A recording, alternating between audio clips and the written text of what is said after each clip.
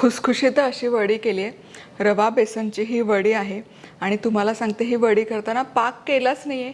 हो, बिन पाकाची वडी आहे, झटकीपट तयार होते, पाकाचं टेन्शन नाही, गोडीला परफेक्ट आणि खमंग खुसखुशीत होते याची खात्री मी तुम्हाला देते. गौराई येते, तिचा फराळ करायचा आहे, मग असे पदार्थ खूप पटकन होतात आणि बिना त्रासाचे, बिना टेन्शनचे. साहित्य काय घेतलं बघूयात.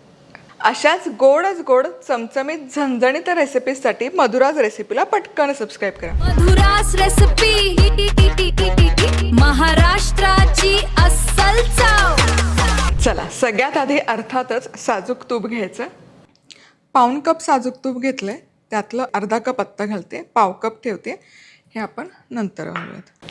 आता सगळ्यात पहिली आणि महत्त्वाची स्टेप म्हणजे बेसन आपल्याला चाळून घ्यायचं. 2 कप बरोबर बेसन घेते मी आणि हे कप आपलेच आहेत मधुराज रेसिपीचे. हे असं चाळूनच घाला, नाहीतर काय होतं ना, इतक्या गुठळ्या होतात त्या बेसनच्या. नॉर्मल चाळणीने चाळलं तरी काही हरकत नाही, माझ्याकडे ही आहे स्टायलिश म्हणून मी घेते. चला, पीठ आता तुपामध्ये मिसळायचं. हे असं चाळून घेतल्यामुळे काय होतं ना, हे बघा, अजिबात गुठळ्या नाही राहत. पीठ छान एकसारखं मिसळलं जातं तुपामध्ये. आता हे मिसळून भाजून घ्यायचं.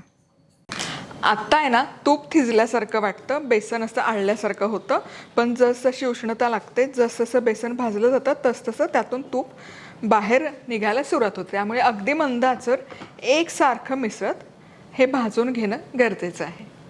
बेसनला हलकासा रंग यायला सुरुवात झाली आहे आणि हे बघा, तूप आहे ते पूर्ण यामध्ये शोषलं गेलं आहे.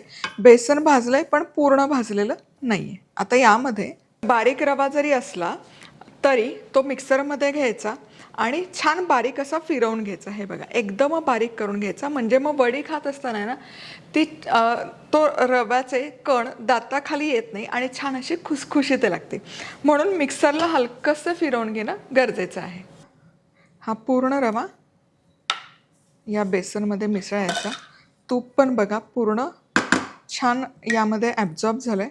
आता हे उरलेलं तूप यामध्ये घालूयात आणि आणखी एक 5-6 मिनिटं हे एकत्र चांगलं भाजून घेऊयात. रवा आहे ना, किमान 5 ते 7 मिनिटं बेसनसोबत चांगला भाजून घ्या, म्हणजे तो कच्चा नाही लागणार. आणि लागलं तर थोडंसं आणखी तुपाचं प्रमाण इथे वाढवू शकता. चला, रवा बेसन छान भाजत आलं. हे बघा, तूप छान यावर तरंगतंय. 2 चमचे वाढीव तूप मी यामध्ये घातलं आहे. इतकं तूप आपल्याला हवं, हे असं इतकं सैल होण्यापुरतं. आणि खमंग असं सुवास तरवळतोय आणि रंगही बघा काय सुरेख आलाय. वा, आता याला आहे ना आणखी सुरेख रंग येण्यासाठी मी काय करणार आहे, गॅस बंद करून हळद घालणार आहे. हळदीमुळे नैसर्गिक रंग येतो आणि त्या पदार्थाचा चवही बदलत नाही. काय ना, हे रवा बेसनचं मिश्रण खूप गरम गरम आहे, हळद करपेल नाही तर. त्यामुळे खायचा रंग घातला तरी चालेल, पण कशाला रंग घालायचा, आपल्याकडे नैसर्गिक उपचार आहे. तर या मिश्रणात हळद छान मिसळून झाली. गॅस बंदच ठेवायचा, गॅस सुरू नाही करायचा.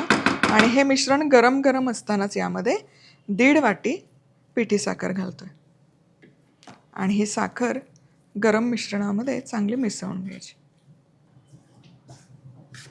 आता इथे ही साखर घेतलेली आहे, ही बरोबर म्हणजे आपण 2.5 कप इथे प्रमाण घेतलंय, तर त्याला 1.5 कप पिठी साखर घेतली. कपाने मोजून साखर घेताना 1.25 कप घेतली, मिक्सरला फिरवून घेतली आणि वस्त्रगाळ करून घेतली. तुम्ही आयसिंग शुगर किंवा पावडर्ड शुगर वापरली तरी चालेल, जी केकला वापरतो. सरबट साखर अजिबात नका घालू, नाहीतर मग काय होईल ना, ती वडी खाताना खूप अशी ती कचकच दाताखाली साखर लागेल. त्यामुळे साखर वस्त्रगाळ करून घेणं खूप गरजेचं आहे. हे बघा, गॅस बंद करत असताना साखर घातली होती, साखरचा छान मिसळून आली आहे, तूपही याला छान सुटलं. तर या मिश्रणात वेलदोड्याची पूडही घालूयात. आता ही वडी सेट करण्याकरता ठेवूयात. तर इथे 5 बाय 8 इंचचा ट्रे घेतला आहे. यामध्ये ट्रेच्या बेसला पिस्त्याचे काप घालायचे, दिसायला खूप सुंदर दिसते मग वडी. आणि बटर पेपर लावला आहे, म्हणजे ती वडी सोडायला खूप मदत होते. साधी स्टीलची ताटली जरी घेतली ना तरी काही हरकत नाही. आणि थोड्याशा गुलाबाच्या पाकळ्या आहेत सुकवलेल्या. हे अफलातून दिसतं बघा कॉम्बिनेशन. वडी जेव्हा आपण कट करू ना, खूप बहारदार दिसतं हे असं सजवलं तर. आता हे मिश्रण या ट्रेमध्ये घालूयात. इथे ना हा ट्रे नसेल तरी काही हरकत नाही. घरात तुमच्या जी डिश असेल त्या डिशमध्ये देखील तुम्ही हे सेट करायला ठेवू शकता. अंदाज माझा जरा चुकला. मग आता इथे ना मी ही छोटी प्लेट घेतली. ही 8 इंचाचीच प्लेट आहे. यामध्ये हे मिश्रण काढते, कारण यामध्ये ना हवी तशी वडी सेट नाही होणार. आता हे सगळं मिश्रण या ताटामध्ये घेते. ताटात बघा हे छान बसली आहे बर्फीचं मिश्रण. हे असं टॅप करायचं म्हणजे मग ते छान एकसारखं पसरतं. आता यावर पिस्त्याचे काप खाली टाकलेच आहेत, पण थोडे वरणही भरभरते, कारण आता वडी आपल्याला उलटवून नाही काढता येणार. आणि यावर गुलाबपाक. हां, हा हा, मस्त.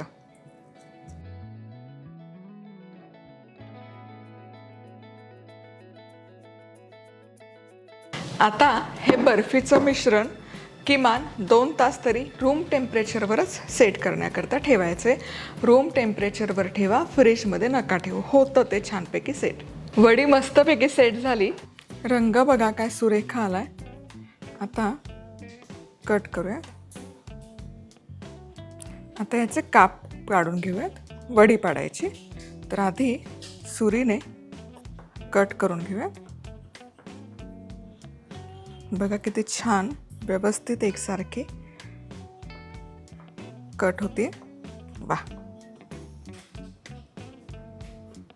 करून घेते.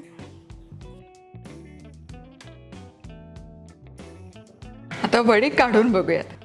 कड आधी काढून घ्यायची. वा, बघा मस्त निघतायत. कडेची जरा तुटते कारण आपण डिशमध्ये करतो हे, पण पुढच्या वड्या बघा. वा वा वा, एकसारख्या सुटतात बघा.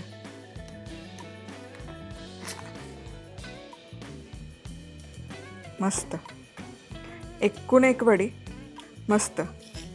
हे बघा, एकूण एक वडी मस्त निघाली आहे. तरीही कडेची आहे. तोडूनही दाखवते. आ हा हा हा, बघा काय सुरेख दिसते. वा, मस्त अशी पेढ्यासारखी झाली. वा वा वा, कमाल होतात या वड्या आणि एकदम चवदार होतात. वा, इतकी खुसखुशीत होते ना. आणि हाताखाली असलेल्या साहित्यात पाक करायचं तर टेन्शनच नाही. हां, रेसिपी आवडली तर लाईक, कमेंट, सबस्क्राईब. पुन्हा भेटूयात. तोवर मस्त राहा, खुश राहा, आनंदी राहा. सगळ्यात महत्त्वाचं खात राहा.